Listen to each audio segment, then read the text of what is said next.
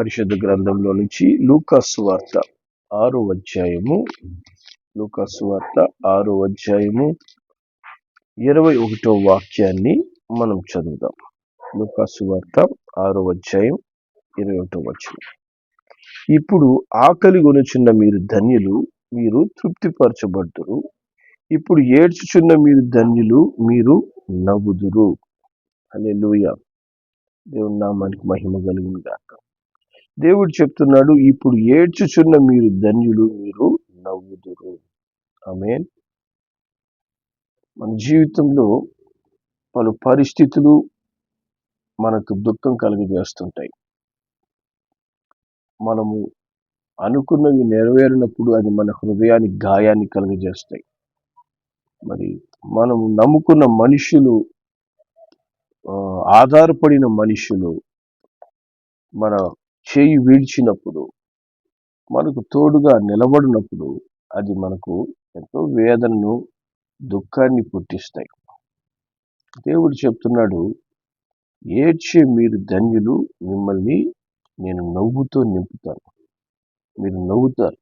హల్లెలూయా. మీకు నవ్వులు కలిగించే దేవుడును అని ఆయన సెలవిస్తున్నాడు. హల్లెలూయా. దేవుడి నామానికి మహిమ కలుగును గాక. ఈ లోకము మనం ఏడుస్తున్నప్పుడు, మనం దుఃఖపడుతున్నప్పుడు మరి చాటును సంతోషిస్తారు, కొంతమంది నేరుగానే మన దుఃఖాన్ని చూసి ఆనందిస్తుంటారు. కానీ మన దేవుడు అటువంటి వాడు కాదు. ఆయన దుఃఖం యొక్క అత్యున్నతమైన స్థాయిని శిలువ మీద అనుభవించిన వాడైన.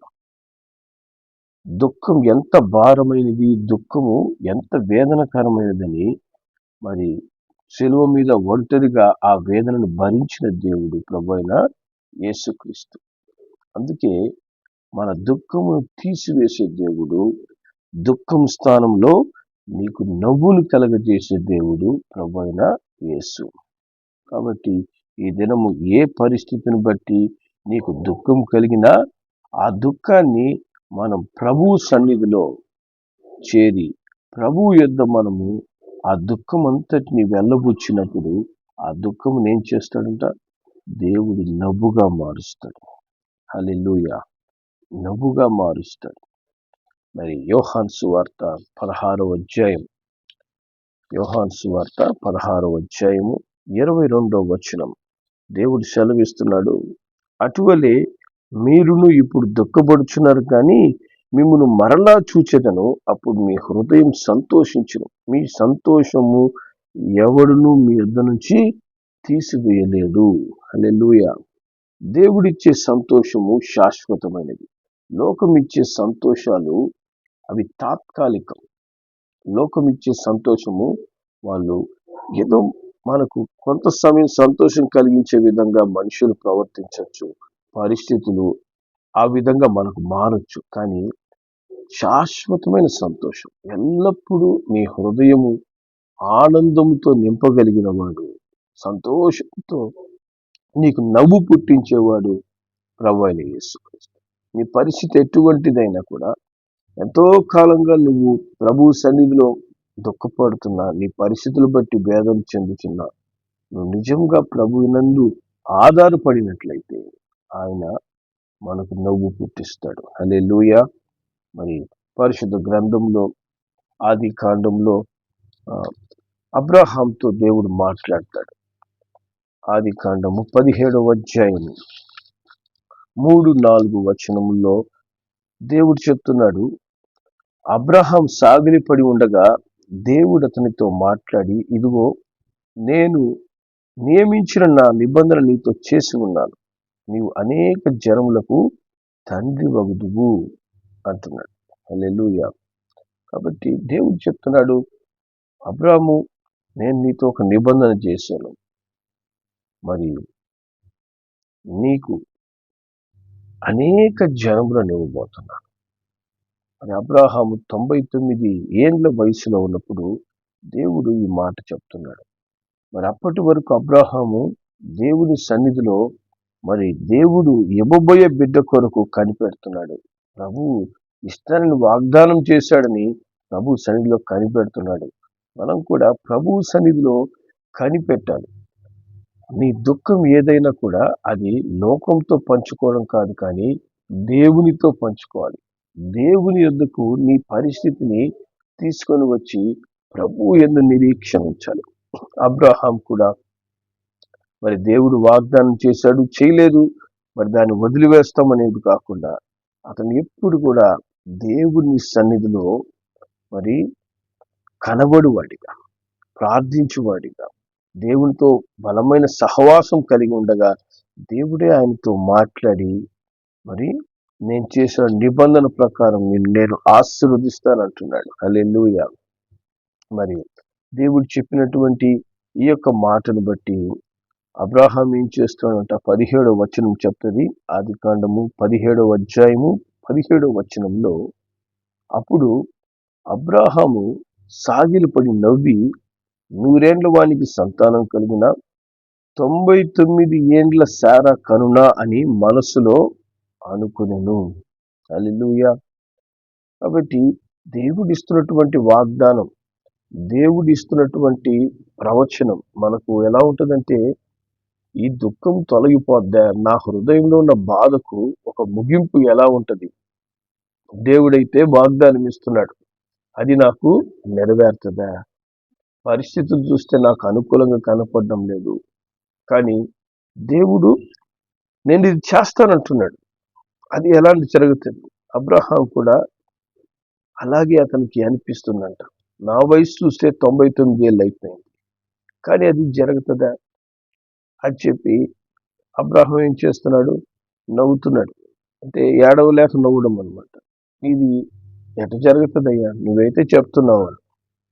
చాలాసార్లు మన పరిస్థితులు ఎట్లుంటాయంటే, ఇక ఈ పరిస్థితులు మారవేమో, ఈ మనుషులు మారవేమో, మరి నా కుటుంబ పరిస్థితులు మారవేమో, నా జీవితం ఇంతేనేమో అనేటువంటి నిరుత్సాహము ఆవరిస్తుంది.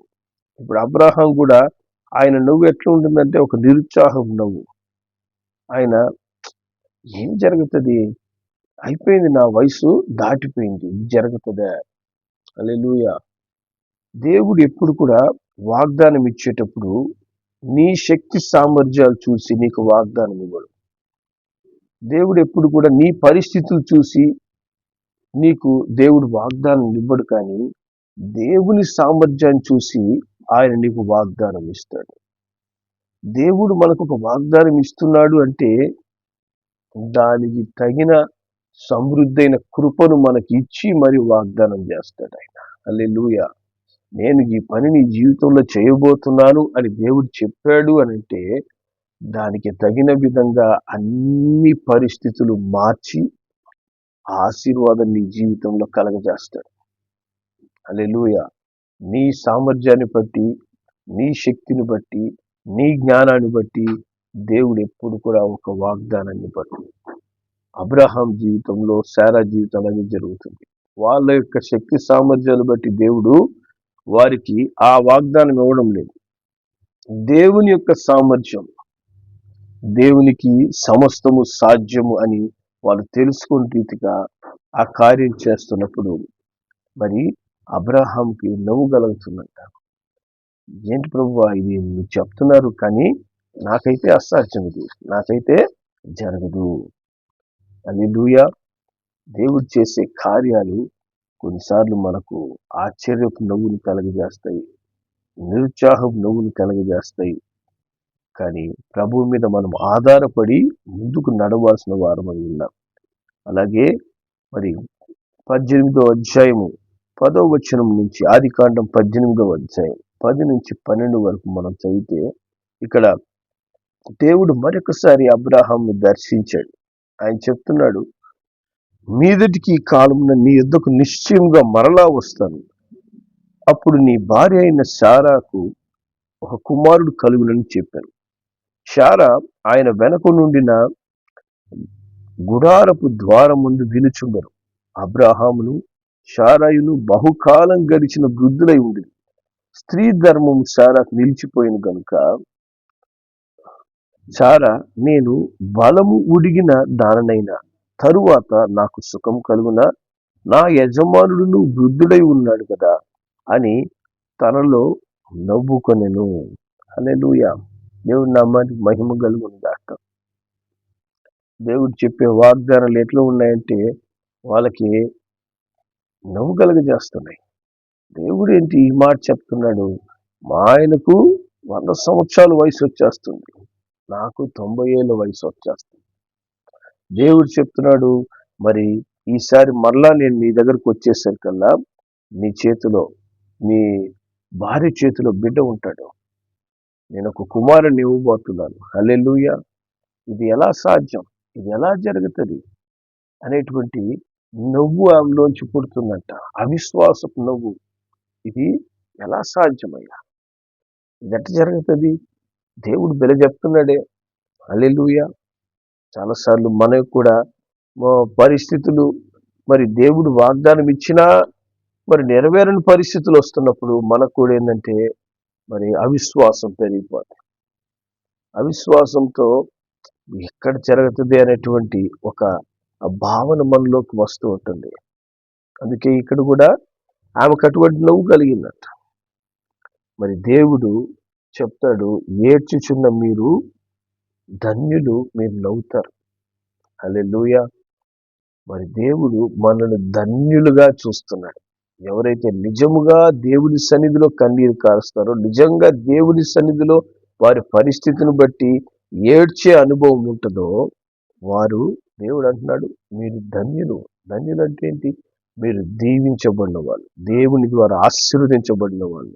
కాబట్టి మీరు ఆశీర్వదించబడతారు, మీరు నవ్వుతారు. హల్లెలూయా.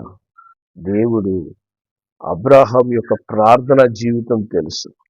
అబ్రాహాము దేవుని యందు విశ్వాసం ఉంచి, దేవుని యందు నిరీక్షణ ఉంచి ఆయనను విడిచిపెట్టక, దేవుడు వాగ్దానం చేసి 25 సంవత్సరాలు అవుతున్నా కూడా అలాగే ఆయన యందు విశ్వాసం ఉంచి ఆయన వెంట నడిచాడంట అబ్రాహాం. హల్లెలూయా. మరి దేవుడు ఇస్తున్న వాగ్దానము అబ్రాహాంకి నవ్వు పుట్టించింది, సారా కూడా నవ్వు పుట్టిస్తుంది. మా శక్తి సామర్థ్యాలు ఇవి చేయలేదు, ఇది అసాధ్యం, మా ఆలోచనకైతే ఇది జరగలేని పరిస్థితి. కానీ దేవుడు ఏం చేస్తున్నాడు? 21వ అధ్యాయంలో మొదటి 2 వచనాలు, ఆదికాండం 21వ అధ్యాయం మొదటి 2 వచనంలో, యెహోవా తాను చెప్పిన ప్రకారము సారాను దర్శించను. యెహోవా తాను ఇచ్చిన మాట చొప్పున సారా గూర్చి చేశాను. ఎట్లనగా దేవుడు అబ్రాహాముతో చెప్పిన నిర్ణయ కాలంలో సారా గర్భవతి అయి అతని ముసలితనమందు అతనికి కుమారుని కనెను. హల్లెలూయా. దేవుని నామానికి మహిమ కలుగును గాక. ఎవ్వరు ఏమనుకున్నా కూడా దేవుడు ఫిక్స్ చేసిన టైము ఫిక్స్ చేశాడు అంతే. దేవుడు నిర్ణయించిన కాలంలో అంటది దేవుని వాక్యం ఇక్కడ. దేవుడు నీ జీవితంలో ఎప్పుడు నవ్వు పుట్టించాలి అనేది నీ జీవితంలో ఫిక్స్ చేశాడో అది ఖచ్చితంగా నెరవేర్తే అంటది. ఆ సమయం వరకు మనమేం చేయాలి? దేవుని ఆనుకొని ప్రభువు వెంట మనము భయభక్తులతో మనం నడవాలి. హల్లెలూయా. దేవుని యందు నిరీక్ష నుంచి నడవాలి. ఇక్కడ కూడా దేవుడు ఎప్పుడు బిడ్డనిస్తానని చెప్పాడో, ఎప్పుడు అద్భుతాన్ని నెరవేరుస్తానని చెప్పాడో ఆశ్చర్య కార్యము వారి జీవితాల్లో దేవుడు నెరవేరుస్తున్నాడు. హల్లెలూయా. దేవుని నామానికి మహిమ కలుగును గాక. మరి దేవుడు పక్షపాతి కాదు. మన జీవితాల్లో కూడా దేవుడు నవ్వు పుట్టించగలడు, సంతోషాన్ని పుట్టించగలడు. ఏడ్చుచున్న మనము ఆనందించే దినం ఒక రోజు నిశ్చయంగా ఉంది. ఆ గొప్ప ఆనందము ఎప్పుడు కలుగుతుందంటే మనం దేవుని సన్నిధిలో ఏడ్చువారిగా ఉన్నప్పుడు, దేవుని సన్నిధిలో కన్నీరు గార్చువారిగా ఉన్నప్పుడు, మన పరిస్థితులు బట్టి విశ్వాసముతో నిరీక్షణ కలిగి ప్రభువా అంటూ ఆయన పాదాలు పట్టుకొని మనం ఏడ్చుచున్నప్పుడు దేవుడు మనకు నవ్వు పుట్టిస్తాడు. హల్లెలూయా. ఆ నవ్వు ఏ విధంగా ఉంటుంది? అది శాశ్వతంగా ఉంటుందంట. ఇంకా సంతోషాన్ని ఎవరు దొంగలించలేరు. హల్లెలూయా. దేవుడు చేసే కార్యాలు మన సామర్థ్యాన్ని బట్టి కాకుండా దేవుని యొక్క సామర్థ్యాన్ని బట్టి చేస్తాడు. ఇక్కడ కూడా అబ్రాహాముకు మరి బిడ్డ పుట్టే అవకాశం లేదు. అతనికి 100 సంవత్సరాల వయసు అంటది దేవుని వాక్యం. హల్లెలూయా. మరి ఆ 100 ఏళ్ల వయసులో దేవుడు ఆయనకు బిడ్డను అనుగ్రహిస్తూ ఉన్నాడు. హల్లెలూయా. మరి 21వ అధ్యాయం 5వ వచనం చెప్తుంది, అబ్రాహాము కుమారుడైన ఇస్సాకు అతనికి పుట్టినప్పుడు అతడు 100 ఏండ్ల వాడు. హల్లెలూయా. మరి 100 ఏండ్ల వాడికి ఎవరు సామర్థ్యం ఇచ్చాడు? దేవుడే సామర్థ్యం ఇస్తున్నాడు. హల్లెలూయా. దేవునికి సాధ్యం అది. కాబట్టి వీరు పుట్టినటువంటి బిడ్డకు వారు ఏం చేస్తున్నారంట? 3వ వచనం చెప్తుంది, ఆదికాండం 21వ అధ్యాయం 3వ వచనంలో, అప్పుడు అబ్రాహాము తనకు పుట్టినవాడును తనకు శారాకు కనినవాడునైనా తన కుమారునికి ఇస్సాకు అని పేరు పెట్టెను. హల్లెలూయా. కాబట్టి అబ్రాహాముకు పుట్టినటువంటి ఈ కుమారునికి ఏం చేస్తున్నారు? ఇస్సాకు అని పేరు పెట్టారు. ఇస్సాకు అంటే అర్థం ఏంటంటే నవ్వడం. హల్లెలూయా. చూసారా, పుట్టిన బిడ్డకు వాళ్ళు పెట్టిన పేరు ఏంటంటే నవ్వు, స్మైల్. హల్లెలూయా. నవ్వు అని పేరు పెట్టారు. అంటే ఆ బిడ్డను చూసినప్పుడల్లా వాళ్ళకి నవ్వు కలుగుతాడు. నా దేవుడు నాకు నవ్వును కలగజేశాడు, నేను నవ్వే విధంగా దేవుడు నన్ను ఆశీర్వదించాడు. ఇది అసాధ్యం అని అనుకుంటున్న పరిస్థితి నుంచి దేవుడు నాకు నవ్వును పుట్టించాడు, చిరునవ్వును కలగజేశాడు అని ఆ బిడ్డను చూసినప్పుడల్లా సంతోషించే విధంగా ఆ బిడ్డకు నవ్వు అని పేరు పెట్టాడు. ఇస్సాకు అనగా నవ్వు. హల్లెలూయా. దేవుడు కూడా మన జీవితంలో చేసే కార్యాలు మనం ఇంకా శాశ్వతంగా ఆనందించే విధంగా, శాశ్వతంగా నవ్వే విధంగా, ఇంకా ఆ పరిస్థితిని జ్ఞాపకం చేసుకున్నప్పుడల్లా దేవుడు ఎంత గొప్ప మేలు చేశాడంటూ మనం ఆనందించే విధంగా దేవుడు కార్యాలు చేయబోతున్నాడు. హల్లెలూయా. ఇస్సాకు అనేటువంటి నవ్వు పుట్టించిన ఆశీర్వాదం అబ్రాహాము శారాలు పొందుకున్నారు. హల్లెలూయా. అదే సంతోషాన్ని, అదే ఆనందాన్ని ఈ రోజు కూడా మీ జీవితాల్లో దేవుడు చేయడానికి శక్తిమంతుడు, నెరవేర్చడానికి ఆయనకు శక్తిమంతుడు. అందుకే ఆయన అంటున్నాడు, మీరు దుఃఖపడుతున్నారు కానీ నేను మిమ్మల్ని దర్శిస్తాను మరలా, అప్పుడు మీరు ఏం చేస్తారు? సంతోషిస్తారు. మీ హృదయం ఆనందంతో నింపబడుతుంది. హల్లెలూయా. మరి మీ సంతోషాన్ని ఎవ్వరు తీసివేయలేనంత ఆనందాన్ని నేను మీకు కలగజేయబోతున్నాను. హల్లెలూయా. ఆనందం ఎప్పుడు కలుగుతుంది? అది జరగలేదు, అది అసాధ్యం, అది జరగడానికి అవకాశం లేదు అన్నప్పుడు దేవుడు ఒక గొప్ప కార్యం చేసి ఆయన ఏం చేస్తాడు? మనకు నవ్వు పుట్టిస్తాడు. అబ్బా, దేవుడు ఎంత గొప్ప కార్యం చేశాడు, ఎంత గొప్ప మేలు చేస్తున్నాడు. హల్లెలూయా. సో అట్టి గొప్ప కార్యం నీ జీవితంలో చేయడానికే నువ్వు అనుభవిస్తున్న ప్రతి పరిస్థితి కూడా నీకు మేలుకరంగా దేవుడు మారుస్తాడు. ప్రతి పరిస్థితిని కూడా నీకు ఆశీర్వాదకరంగా దేవుడు సిద్ధపరుస్తాడు. హల్లెలూయా. ఆ పరిస్థితుల్లో దేవుడు ఒక గొప్ప అద్భుతం చేసినప్పుడు నువ్వు అంతకాలం ప్రభు సన్నిధిలో కనిపెట్టి కన్నీరు కారుస్తూ ప్రభువా అని చెప్పి ఆయనను వేడుకుంటూ ఉండగా ఆయన ఒక్కసారిగా చేసిన అద్భుతాన్ని బట్టి మనం ఏం చేస్తాం? ఆనందంతో నవ్వుతామంట. హల్లెలూయా. దేవా నీకు స్తోత్రమయ్యా, ఎంత గొప్ప మేలు నా జీవితంలో నువ్వు చేసావు తండ్రి అంటూ ప్రభువులో నువ్వు ఆనందిస్తావు, ప్రభువులో సంతోషిస్తావు. హల్లెలూయా. ఈ దినము దుఃఖపడుతున్న నీవు సంతోషించే దినం నీ జీవితంలో ఉందని మర్చిపోకూడదు. హల్లెలూయా. ఆ దినాన్ని ప్రభువు మట్టుకే కలగజేస్తాడు. యేసయ్య మట్టుకే ఆ సంతోషాన్ని హృదయంలో పెట్టగలడు. ఆ సంతోషకరమైన సమయాన్ని తన నిర్ణయ కాలములో నీ జీవితంలో అనుగ్రహిస్తాడు. హల్లెలూయా. అట్టి దినం కొరకు మనం ఏం చేయాలి? ప్రభు సన్నిధిలో గడపాలి. ప్రభుకి మన పరిస్థితిని అప్పగించాలి. అయ్యా, ఇది నాకైతే అసాధ్యం కానీ నీకు సాధ్యం అంటూ దేవుని యందు విశ్వాసం ఉంచాలి. దేవుడు గొప్ప కార్యాలు చేయబోతున్నాడు. హల్లెలూయా. ప్రార్థన చేద్దాం. ప్రేమగల మా యేసయ్యా నీకు వందనాలు. ఈ దినము మాకు ఏ పరిస్థితి మనల్ని దుఃఖపరుస్తుందో నాయనా, ఎటువంటి శోధన, ఎటువంటి పరిస్థితులు, ఎటువంటి మనుషుల ద్వారా మా హృదయానికి దుఃఖం కలుగుతుందో, వేదన కలుగుతుందో, ఏ విషయం కొరకు నీ సన్నిధిలో మేము కనిపెడుతున్నామో మీకు తెలిసేసయ్యా తండ్రి. మరి నీ బిడ్డలు ఎంతో నైనా నీ మీద నిరీక్ష నుంచి ఎదురు చూస్తూ ఉండగా నైనా ఈ దినం మీరు చెప్తున్నారు, ఏడ్చుచున్న మీరు ధన్యులు, మీరు నవ్వబోతున్నారు, మీరు నవ్వుతారని చెప్పి. అవును నాయనా. హల్లెలూయా. మాకు నవ్వు పుట్టించే విధంగా అద్భుతాలు చేయండి.